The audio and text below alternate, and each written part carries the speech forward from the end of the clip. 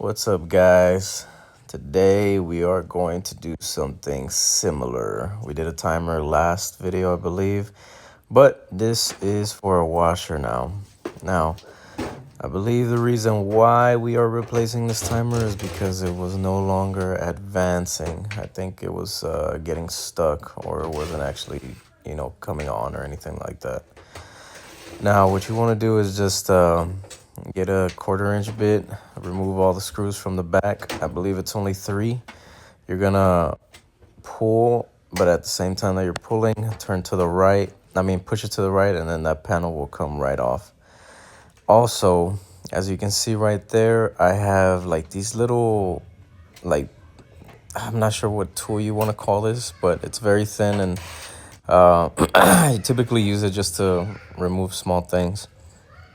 So after you remove that little clip that holds the knob, you're gonna want to remove everything else. Now, for some reason, here they put a screw in the front, and you're gonna see why. So disconnect the connector. Let's see.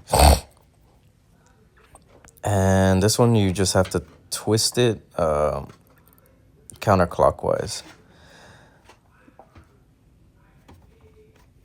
Here, see it right there. Just give it a little bit of time.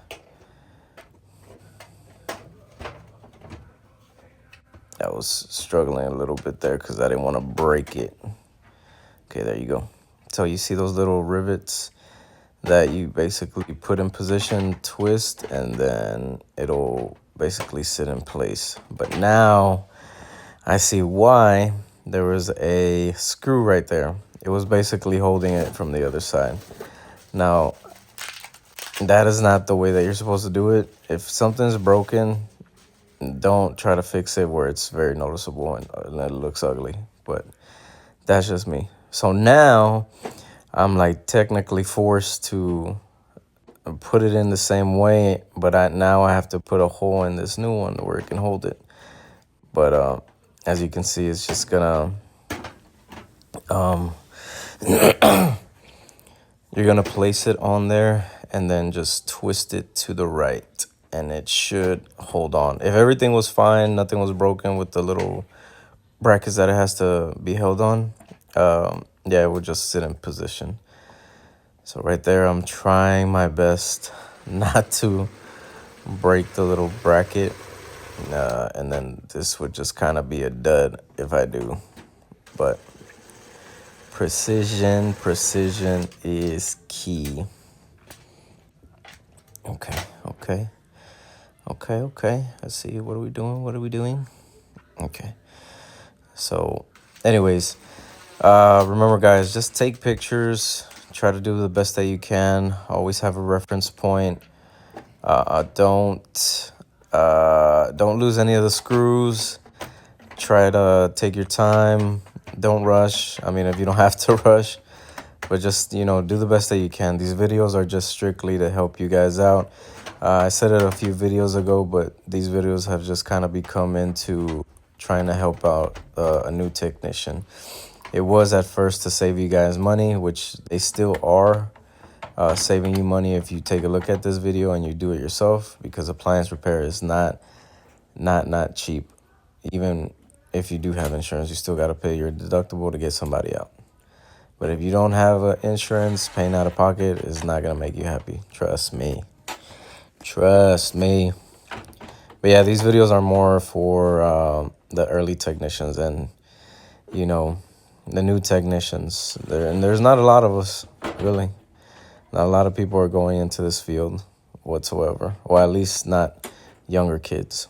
But anyways, after you secure it, be sure that you put the connector well,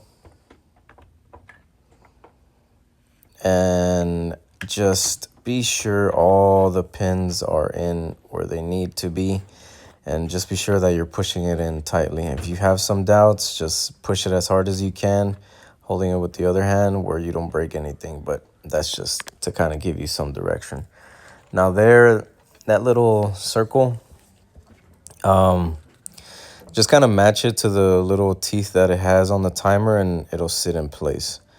And there, all you really have to do is that knob. It's going to be held on by that clip that we took off in the very beginning. Just be careful. Also, do not lose that little clip, because if you do, there's not really going to be a way where you can put that knob back on properly, you know. But either way, just don't lose it. Okay, so now after you place it on the position that it needs to be on, you will be able to pull that timer knob forward and push it back inward. If you want to check, just, you know, kind of run it a little bit, or pull it, close it, pull it, close it, turn it. Just be sure everything's up in order. Now, when you are putting this thing back in, the panel usually has like these three plastic pieces at the bottom, and those you have to put in and then push to the left where the panel sits back in the position that it needs to. But since these are broken, you can just kind of place it back however you want. But right now, we're just gonna test it out and see how it does. Well, see if it even turns on, really. But yeah, you see, just place it and we are good. So now we're just gonna work backwards. Quarter-inch screws, quarter-inch screws, quarter-inch screws, and then you should be good to go. Oddly, we still needed to come back to here because there was something else wrong with the washer, but that's a story for another day. But anyways, guys, I just want to tell you, thank you again. Appreciate all the feedback, or appreciate any of the little viewership that you guys are able to give me. I try to do my best as I can and whatever I have to work with. But I will always show gratitude, even if it's coming just from one person that shows appreciation for any of these videos. I do it for you guys. But anyways, catch me in the next one. Peace.